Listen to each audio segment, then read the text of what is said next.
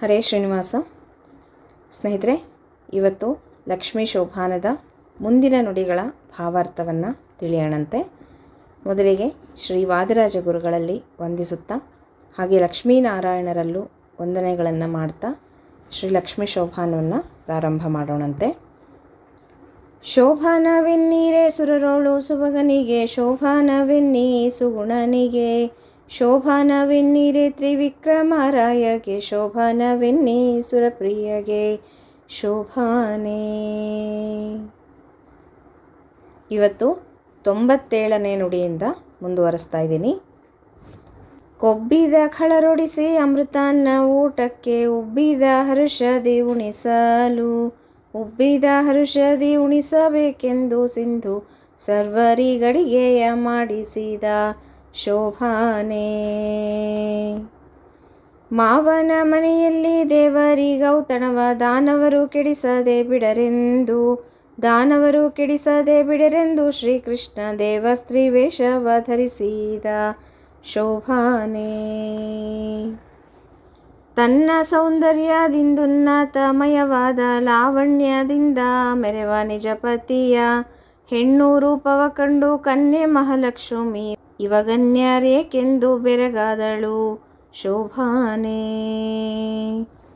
ಲಾವಣ್ಯಮಯವಾದ ಹರಿಯ ಸ್ತ್ರೀ ವೇಷಕ್ಕೆ ಭಾವಕಿಯರೆಲ್ಲ ಮರುಳಾಗೆ, ಮಾವರ ಸುಧೆಯ ಕ್ರಮದಿಂದ ಬಡಿಸಿ ತನ್ನ ಸೇವಕ ಸುರರಿಗುಣಿಸಿದ ಶೋಭಾನೇ.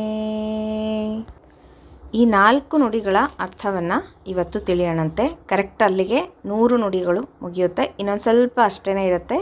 ಇನ್ನೊಂದು 12 ನುಡಿಗಳು ಇದಾವೆ ಅಷ್ಟೇ. ಹಾಗಾಗಿ ಕೊಬ್ಬಿದ ಖಳರೊಡಿಸಿ ಅಮೃತಾನ್ನ ಊಟಕ್ಕೆ, ಉಬ್ಬಿದ ಹರ್ಷದಿ ಉಣಿಸಲು, ಉಬ್ಬಿದ ಹರ್ಷದಿ ಉಣಿಸಬೇಕೆಂದು ಸಿಂಧು ಸರ್ವರಿಗಡಿಗೆಯ ಮಾಡಿಸಿದ ಅಂತ ಇಲ್ಲಿ ವಾದಿರಾಜ ಗುರುಗಳು ಹೇಳ್ತಾ ಇದ್ದಾರೆ. ನೋಡ್ರಿ, ಮದುವೆ ಮನೆಗಳಲ್ಲಿ ಮುಖ್ಯವಾದದ್ದು ಹಂತ ಅಂತಂದರೆ ಭೋಜನ ಕಾರ್ಯಕ್ರಮ ಅಲ್ವಾ ಸ್ನೇಹಿತರೆ. ಮದುವೆ ಹೇಗಾಯಿತು, ಹೇಗೆ ಮಾಡಿದರು ಅದು ಒಂದು ಕಡೆ ಆಯಿತು ಅಂದರೆ, ಅಡಿಗೆ ಹೇಗಿತ್ತು ಅದು ಒಂದು ಕಡೆ ಆಗುತ್ತೆ. ಎಲ್ಲರೂ ಮಾತಾಡ್ಕೊಳ್ಳೋದು ಹಾಗೇ. ಊಟ ಹೇಗಿತ್ತು, ಊಟದ ಬಗ್ಗೆ ಕೊನೆ ತನಕನೂ ಉಳಿದ್ಬಿಡುತ್ತೆ. ಮದುವೆ ಆಗಿ ಎಷ್ಟೋ ವರ್ಷಗಳಾದ್ರೂ ಸಹ ಮನೆಗಳಲ್ಲಿ ಮಾತಾಡ್ಕೊತಾ ಇರ್ತಾರೆ. ಏನು ಊಟ ಇತ್ತಪ್ಪ ಅವತ್ತು, ಅವ್ರ ಮದುವೆಯಲ್ಲಂತೂ ತುಂಬ ಚೆನ್ನಾಗಿತ್ತು ಊಟ ಅಂತ ಹೇಳ್ತಾರೆ ಅಲ್ವಾ. ಇಲ್ಲಿ ಭಗವಂತ ನಾರಾಯಣ ಲಕ್ಷ್ಮೀದೇವಿಯ ಮದುವೆಯಲ್ಲಿ ಸಮುದ್ರ ರಾಜ ಎಂಥ ಅಡುಗೆ ಮಾಡಿಸಿದ್ದ ಅಂತಂದರೆ, ಹಿಂದೆ ಯಾರೂ ಮಾಡಿರೋದಿಲ್ಲ, ಮುಂದೆ ಯಾರೂ ಮಾಡೋದಿಲ್ಲ ಅಂಥ ಅಡುಗೆಗಳನ್ನು, ಭೋಜನವನ್ನು ಸಿದ್ಧತೆ ಮಾಡಿಸಿದ್ನಂತೆ. ನೋಡ್ರಿ, ಏನು ಅಡುಗೆ ಅಂಥದ್ದೇನು ಮಾಡಿಸಿದ್ದ ಅಂದರೆ ಅಮೃತಾನ್ನ ಊಟ ಅಂತ ಹೇಳ್ತಾರೆ. ಅಮೃತದ ಅಡಿಗೆಯನ್ನು ಸಮುದ್ರ ರಾಜ ಇಲ್ಲಿ ಮಾಡಿಸಿದ್ನಂತೆ. ಸಮುದ್ರ ಮಥನದ ಕಾಲದಲ್ಲಿ ಬಂದಿದ್ದಂತಹ ಅಮೃತ ಅದು ಎಲ್ಲಿಂದ ಬರುತ್ತೆ, ಯಾರು ಕೊಟ್ಟಿರ್ತಾರೆ, ಯಾರು ಕೊಡಲಿಕ್ಕೆ ಸಾಧ್ಯ? ಸಮುದ್ರ ರಾಜನೇ ಕೊಡಬೇಕು ಅಲ್ವಾ. ಹಾಗಾಗಿ ಇಲ್ಲಿ ವಧೂವರರು ಲಕ್ಷ್ಮೀನಾರಾಯಣರು ಇವರ ವಿವಾಹದಲ್ಲಿ ಇನ್ನೆಂಥ ಭೋಜನವನ್ನು ಹಾಕಿಸ್ಲಿಕ್ಕೆ ಸಾಧ್ಯ ಇದೆ? ಸಮುದ್ರ ರಾಜ ಅಮೃತವನ್ನೇ ಹಾಕಿಸ್ತಾನೆ. ಹಾಗಾಗಿ ಅಮೃತವನ್ನೇ ಉಣಿಸ್ತಾನಂತೆ ಎಲ್ಲರಿಗೂ. ಅಂದರೆ ಕೊಬ್ಬಿದಂತಹ ಖಳರನ್ನು, ಅಸುರರನ್ನು ಅಲ್ಲಿಂದ ಓಡಿಸ್ಬಿಟ್ಟು ಅಮೃತಾನ್ನ ಊಟಕ್ಕೆ, ಉಬ್ಬಿದ ಹರ್ಷದಿ ಉಣಿಸಲು ಅಂದರೆ ಒಳ್ಳೆ ಸಂತೋಷ ಮನಸ್ಸಿನಿಂದ ಸಮುದ್ರ ರಾಜ ಎಲ್ಲರಿಗೂ ಅಮೃತ ಊಟವನ್ನು ಮಾಡಿಸ್ತಾನಂತೆ. ಉಬ್ಬಿದ ಹರ್ಷದಿ ಉಣಿಸಬೇಕೆಂದು ಸಿಂಧು ಸರ್ವರಿಗಡಿಗೆಯ ಮಾಡಿಸಿದ ಅಂತ ಹೇಳ್ತಾರೆ. ಸಿಂಧು ಅಂತಂದರೆ ಇಲ್ಲಿ ಸಮುದ್ರ ರಾಜ ಅಂತ ಅರ್ಥ ಬರುತ್ತೆ. ಹಾಗೆ ಸಂತೋಷದಿಂದ ಎಲ್ಲರೂ ಊಟ ಮಾಡಬೇಕು ಅಂತ ಅವ್ರಿಗೆಲ್ಲ ಉಣಿಸ್ಲಿಕ್ಕಾಗಿ ಸಮುದ್ರ ರಾಜ ಎಲ್ಲರಿಗೂ ಅನುಕೂಲ ಮಾಡಿದ್ದ ಊಟಕ್ಕೆ, ಅಮೃತದ ಊಟಕ್ಕೆ ಸರ್ವರಿಗೆ ಅಡುಗೆಯನ್ನು ಮಾಡಿಸಿದ್ನಂತೆ. ಈ ಒಂದು ನುಡಿಯ ಅರ್ಥ. ಮುಂದಿನ ನುಡಿಯನ್ನು ನೋಡೋಣಂತೆ. ಮಾವನ ಮನೆಯಲ್ಲಿ ದೇವರಿಗೌತಣವ, ದಾನವರು ಕೆಡಿಸದೆ ಬಿಡರೆಂದು, ದಾನವರು ಕೆಡಿಸದೆ ಬಿಡರೆಂದು ಶ್ರೀಕೃಷ್ಣ ದೇವಸ್ತ್ರೀ ವೇಷವ ಧರಿಸಿದ. ಮಾವನ ಮನೆಯಲ್ಲಿ ಅಂತಂದರೆ ಭಗವಂತನ ಮಾವನಾದಂತಹ ಸಮುದ್ರ ರಾಜ ಅವನ ಮನೆಯಲ್ಲಿ ದೇವತೆಗಳಿಗೆ ಔತಣವನ್ನು ದಾನವರು ಕೆಡಿಸ್ತಾರೆ ಅಂತ ಹೇಳಿಬಿಟ್ಟು ದಾನವರು ಅಮೃತಕ್ಕಾಗಿ ಕಾಯ್ತಾ ಇದ್ದಾರೆ, ಅಮೃತದ ಊಟಕ್ಕಾಗಿ ಅಂತ ಹೇಳಿ ಭಗವಂತ ಇಲ್ಲಿ ಒಂದು ಉಪಾಯವನ್ನು ಮಾಡ್ತಾನೆ. ಅಯೋಗ್ಯರು, ದುಷ್ಟರು ಜಾಸ್ತಿ ದಿನ ಬದುಕಬಾರ್ದು ಅಂತ ಹೇಳ್ತಾರೆ. ಇದರಿಂದ ತೊಂದರೆಗಳೇ ಜಾಸ್ತಿ ಆಗುತ್ತೆ ಅಲ್ವಾ. ಪಾಪಿ ಚಿರಾಯು ಅಂತ ಹೇಳ್ತಾರೆ, ಅಂದರೆ ಪಾಪಿಷ್ಟರಿಗೆ ಬೇಗನೆ ಸಾವು ಬರೋದಿಲ್ಲ ಅಂತ ಹೇಳ್ತಾರೆ. ಲೋಕಕ್ಕೆ ಕಂಟಕರಾದವರನ್ನು ಜಾಸ್ತಿ ದಿನ ಬದುಕಲಿಕ್ಕೆ ಬಿಡಬಾರ್ದು ಅಂತ ಹೇಳ್ತಾನೆ ಕೃಷ್ಣ ಪರಮಾತ್ಮ. ನೋಡ್ರಿ, ಅದಕ್ಕೋಸ್ಕರ ಕೃಷ್ಣ ಪರಮಾತ್ಮ ಹುಡುಕೊಂಡು ಹೋಗಿ ಹೊಡೆದು ಅವರನ್ನು ಸಂಹಾರ ಮಾಡ್ತಾ ಇರ್ತಾನೆ. ಹಾಗಾಗಿ ಕೃಷ್ಣ ಪರಮಾತ್ಮ ಹೇಳ್ತಾನೆ, ಲೋಕಕ್ಕೆ ಕಂಟಕರಾದವ್ರನ್ನ, ದುಷ್ಟರನ್ನು ಜಾಸ್ತಿ ದಿನ ಬದುಕಲಿಕ್ಕೆ ಬಿಡಬಾರ್ದು ಅಂತ ಹೇಳ್ತಾನೆ. ಅವರಿಗೆ ಸವಲತ್ತುಗಳು ಸಿಗಬಾರ್ದು. ಅವ್ರಿಗೆ ಸಾವಿಲ್ಲ ಅಂತ ಗೊತ್ತಾದರೆ ಇನ್ನು ನಮ್ಮ ಗತಿ ಏನಾಗುತ್ತೆ? ಆಗ ಸಮುದ್ರ ರಾಜ ಭಗವಂತನಲ್ಲಿ ಕೇಳ್ಕೊತಾನಂತೆ, ಸ್ವಾಮಿ, ನನ್ನ ಮಗಳನ್ನು ನಿನಗೆ ಕೊಟ್ಟು ವಿವಾಹ ಮಾಡಿದ್ದೇನೆ. ವಿವಾಹದಲ್ಲಿ ಭೋಜನ ಸಿದ್ಧವಾಗಿದೆ, ಅದನ್ನು ಮಾಡಿಸಿದವನು ನೀನೇ, ಇದರಲ್ಲಿ ನನ್ನದೇನಿಲ್ಲ, ಎಲ್ಲ ನಿನ್ನದೇ. ಹಾಗಾಗಿ ಎಂತಹ ಭೋಜನ ಅಂತಂದರೆ ಅಮೃತದ ಭೋಜನವನ್ನು ನಾನು ತಯಾರು ಮಾಡಿಸಿದ್ದೇನೆ. ಅದನ್ನು ಯೋಗ್ಯರಿಗೆ ತಲುಪಬೇಕು ಅಂತ ನಾನು ಅಪೇಕ್ಷೆ ಪಡ್ತೇನೆ. ಅಯೋಗ್ಯರಿಗೆ ತಲುಪದಂತೆ ನೀನೇ ಮಾಡಬೇಕು ತಂದೆ ಅಂತ ಹೇಳಿ ಸಮುದ್ರ ರಾಜ ಭಗವಂತನನ್ನೇ ಕೇಳ್ತಾ ಇದ್ದಾನೆ. ನೋಡ್ರಿ, ನೀನೇ ಏನಾದರೂ ಮಾಡಬೇಕು ಇದಕ್ಕೆ ಅಂತ ಹೇಳ್ತಾನಂತೆ. ಆಗ ಭಗವಂತ ತನ್ನ ಮದುವೆಯಲ್ಲಿ ಸ್ವತಃ ತಾನೇ ನಿಂತು ಊಟದ ವ್ಯವಸ್ಥೆಯನ್ನು ನೋಡ್ಕೊತಾನಂತೆ. ನೋಡ್ರಿ, ಯಾವ ಅಳಿಯ ಈ ಥರ ಮಾಡ್ತಾನೆ ನೀವೇ ಹೇಳ್ರಿ. ಅಳಿಯ ಮದುವೆ ಆದ ತಕ್ಷಣವೇ ಜವಾಬ್ದಾರಿಗಳನ್ನು ತೊಗೊಳ್ತಾನ, ಅದರಲ್ಲಿ ತನ್ನ ಮದುವೆಲಿ ತಾನೇ ಜವಾಬ್ದಾರಿ ತೊಗೊಳ್ತಾನ ಯಾವ ಅಳಿಯ ಆದರೂ. ಮದುವೆ ಆದಮೇಲೆ ಸ್ವಲ್ಪ ವರ್ಷಗಳಾದಮೇಲೆ ಮಾವನ ಮನೆಯಲ್ಲಿ ಏನಾದರೂ ಕಾರ್ಯಕ್ರಮಗಳಾದರೆ ಹೋಗಿ ನಿಂತ್ಕೊಂಡು ಕಾರ್ಯಕ್ರಮಗಳನ್ನು ನಡೆಸ್ಕೊಡೋದು, ಅದು ಆಮೇಲೆ ನಡೆಯುವಂಥದ್ದು. ಮದುವೆ ದಿನಾನೇ ಅಳಿಯ ನಿಂತ್ಕೊಂಡು ತನ್ನ ಮದುವೆಲಿ ತಾನೇ ಊಟದ ವ್ಯವಸ್ಥೆಯನ್ನು ನೋಡ್ಕೊಳ್ಳಿಕ್ಕೆ ಸಾಧ್ಯನಾ? ಈ ಅಳಿಯ ಮಾಡ್ತಾ ಇದ್ದಾನೆ. ನೋಡ್ರಿ, ಎಂಥ ಅಳಿಯ, ಏನು ವ್ಯವಸ್ಥೆ ಮಾಡಿದ್ದಾನೆ ಊಟದಲ್ಲಿ ಅಂತಂದರೆ, ಅಳಿಯ ಹೆಣ್ಣಿನ ವೇಷವನ್ನು ಧರಿಸ್ಕೊಂಡು ಬಂದಿದ್ದಾನಂತೆ. ನೋಡ್ರಿ, ಮಾವನ ಮನೆಯಲ್ಲಿ ದೇವರಿಗೌತಣವ ದಾನವರು ಕೆಡಿಸದೆ ಬಿಡರೆಂದು ದೇವ ಸ್ತ್ರೀ ವೇಷವ ಧರಿಸಿದ ಅಂತ ಹೇಳ್ತಾರೆ. ದೇವ ಭಗವಂತ ಸ್ತ್ರೀ ವೇಷವನ್ನೇ ಧರಿಸ್ಬಿಟ್ನಂತೆ. ಹಿಂದೆ ಸಮುದ್ರ ಮಥನದ ಸಮಯದಲ್ಲಿ ಅಮೃತ ಉಣಿಸುವಾಗ ಸ್ತ್ರೀ ವೇಷವನ್ನು ಧರಿಸಿದ್ನಲ್ಲ ಭಗವಂತ, ಮತ್ತೆ ಇಲ್ಲಿ ಭಗವಂತ ತನ್ನದೇ ವಿವಾಹದಲ್ಲಿ ಸ್ತ್ರೀ ವೇಷವನ್ನು ಧರಿಸಿದ್ದಾನೆ. ನೋಡ್ರಿ, ಈಗ ಮುಂದಿನ ನುಡಿಯನ್ನು ನೋಡೋಣ. ತನ್ನ ಸೌಂದರ್ಯದಿಂದುನ್ನತಮಯವಾದ ಲಾವಣ್ಯದಿಂದ ಮೆರೆವ ನಿಜಪತಿಯ ಹೆಣ್ಣು ರೂಪವ ಕಂಡು ಕನ್ಯೆ ಮಹಾಲಕ್ಷ್ಮಿ ಇವಗನ್ಯಾರೇಕೆಂದು ಬೆರಗಾದಳು. ಈ ಸನ್ನಿವೇಶಗಳನ್ನು ಸ್ವಲ್ಪ ನೀವು ನಿಮ್ಮ ಊಹೆಗೆ ತಂದ್ಕೊಳ್ರಿ, ನಿಮ್ಮ ಕಣ್ಣು ಮುಂದೆ ತಂದ್ಕೊಳ್ರಿ.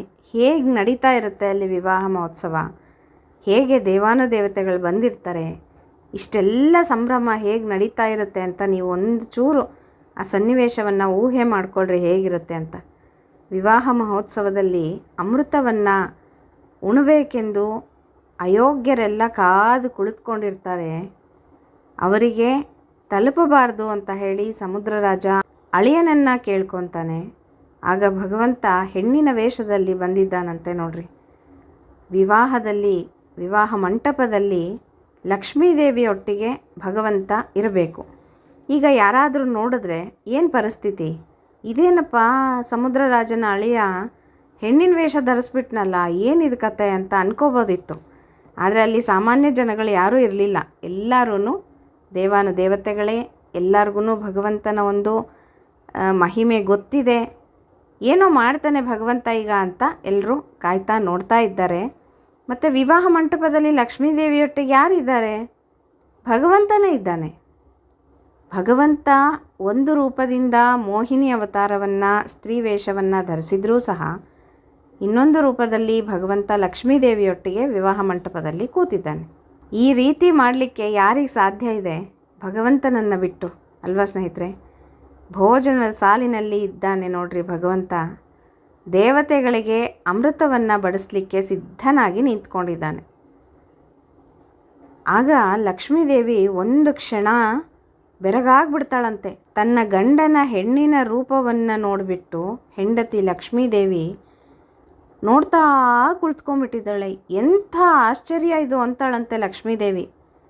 ನೋಡ್ರಿ, ಸೌಂದರ್ಯ, ಇಂಥ ಸೌಂದರ್ಯ ನಾನು ಎಲ್ಲೂ ನೋಡಿಲ್ಲ, ಇಂಥ ಸೌಂದರ್ಯ ಊಹಿಸಲಿಕ್ಕೆ ಸಾಧ್ಯ ಇಲ್ಲ ಅಂತಾಳಂತೆ.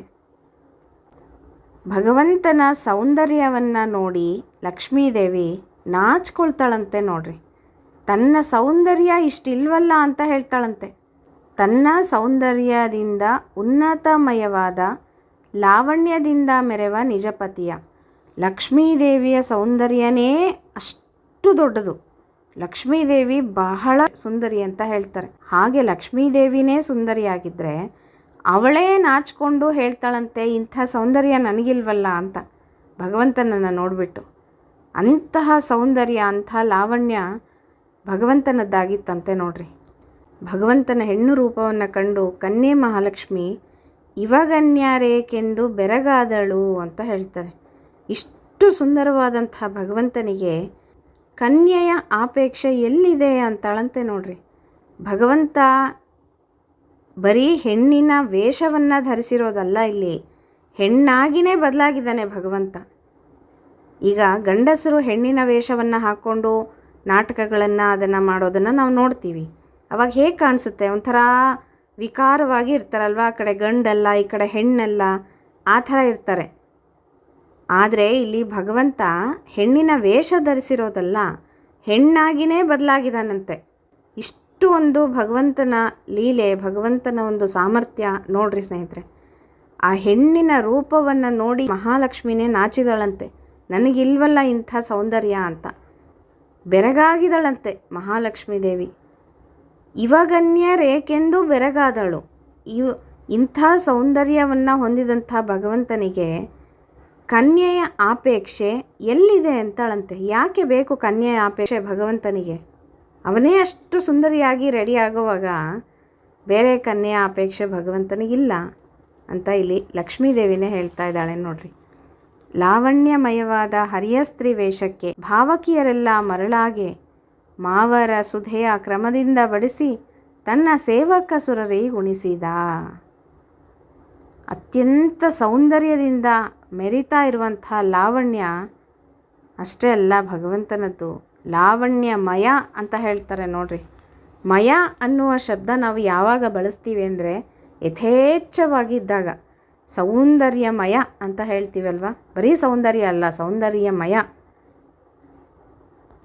ಆನಂದಮಯ ಅಂತ ಹೇಳ್ತೀವಿ, ಅಂದರೆ ಆನಂದಕ್ಕಿಂತ ಇನ್ನೂ ಹೆಚ್ಚು ಅಂತ ಆನಂದಮಯ. ಪ್ರಕಾಶಮಯ ಅಂತ ಹೇಳ್ತೀವಿ, ಅಂದರೆ ಬೆಳಕು ಜಾಸ್ತಿ ಇದೆ ಅನ್ನಲಿಕ್ಕೆ ಪ್ರಕಾಶಮಯ ಅಂತ ಹೇಳ್ತೀವಿ. ಆ ರೀತಿಯಾಗಿ ಇಲ್ಲಿ ಲಾವಣ್ಯಮಯ ಅಂತ ಹೇಳಿದ್ದಾರೆ.